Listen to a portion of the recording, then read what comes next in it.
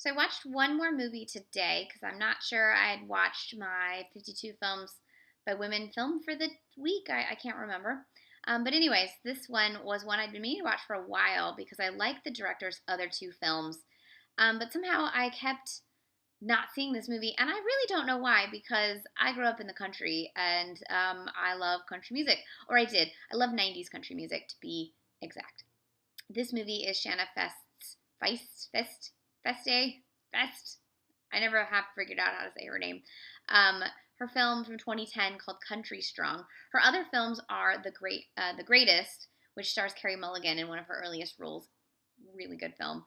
And the remake of Endless Love, which I adored. I saw during Year with Women. Country Strong came out in 2010 in December of 2011 wide. It was panned except for the music and got an Oscar nomination for its song. And I remember, I think I decided not to see it because I really didn't care for Crazy Heart, the movie that came out a couple years earlier. I guess it was just a year earlier, starring Jeff Bridges. He won an Oscar, and I wasn't a fan of that movie. And I couldn't believe that like Maggie Gyllenhaal got an Oscar nomination. She was good, but like, the character was just awful.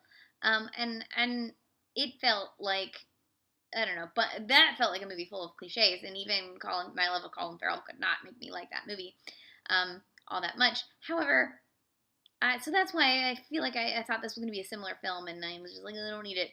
And I should not have doubted Shana Feste because I like all her other movies, and she's a great filmmaker. This one stars Gwyneth Paltrow as a singer who has gone into rehab after having trouble with alcohol and falling during a big stadium tour and having a miscarriage. And the combination of her having alcoholism as a addiction coupled with the grief of losing her child or the thought of having a child was clearly not treated long enough, and because her husband and manager, played by Tim McGraw, has decided to put her back into tour because it's been too long, and she's clearly not ready to go. Also, we meet Garrett Hedlund's character, Bo, who is a singer-songwriter who mostly just likes writing songs and singing and doesn't really care about fame, but has met her because he also works at the rehab clinic where she is attending, and they've clearly started an affair.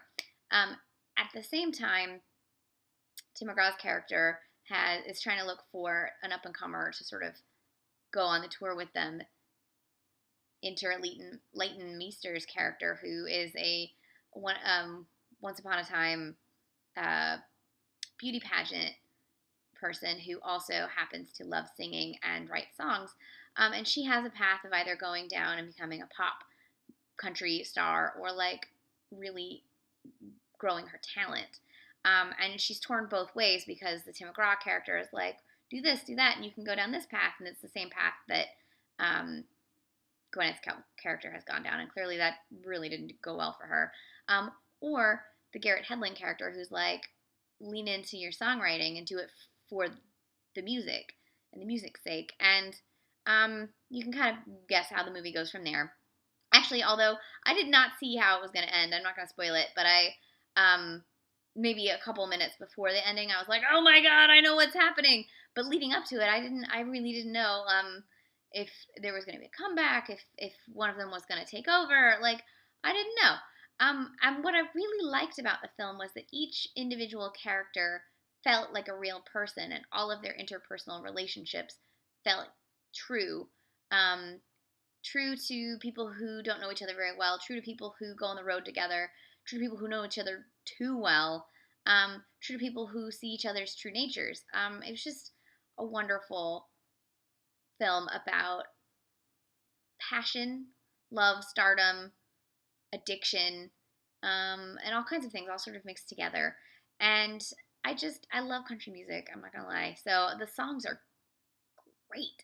And all three of the actors actually sing their own songs. Gwyneth Paltrow sings her own songs. Garrett Hedlund sings. Leighton Meester sings. The only one who doesn't sing is Tim McGraw, and he's the only one who's actually a singer. He sings a song on the credits. But I kind of liked that too, that they never had him sing. He's like the straight man. He was good. I always forget that he also acts. He's been in several movies now, and I think he's quite good. I like him. He's actually my favorite country music like act, followed very closely by Trisha Yearwood, but really Tim McGraw owns my heart. His 90s albums are the best. Some of his newer stuff is great too, but his 90s albums are the best. So mostly, I really liked this film, and I'm almost afraid to read the reviews because I'm like, I don't understand what's not to like about the film. And sometimes I think that people immediately dismiss melodrama and or emotional, emotionally charged films as if having emotions be the heft of the film and or have them be slightly melodramatic is a bad thing. I happen to love melodrama. I happen to love overly emotional films, and I guess that makes me biased to them. But I also like don't understand how it's a negative thing to lean into emotions. And as much as like people tend to say like melodrama is not true to life, have you like ever seen people talk? I think melodrama. I think people tend to be just as melodramatic and just as cheesy as films are accused of being. Like people can be really cheesy. Just go to a bar and listen to people talking, and they can be really cheesy. I loved the way it was shot. I loved the use of the camera. I loved the costumes on everybody. I loved the makeup. I loved the hair. Oh, the hair. And then lastly, I just want to talk about Garrett Hedlund. He's one of my favorite actors. Somehow I feel like he keeps being underused. I think he is so good. I've yet to see him in a movie where I don't love him. The camera loves him. He's so dynamic, and his eyes sparkle. They sparkle. And I don't understand how he hasn't quite like made it. He's a character actor though, is the thing. But he plays these really interesting characters.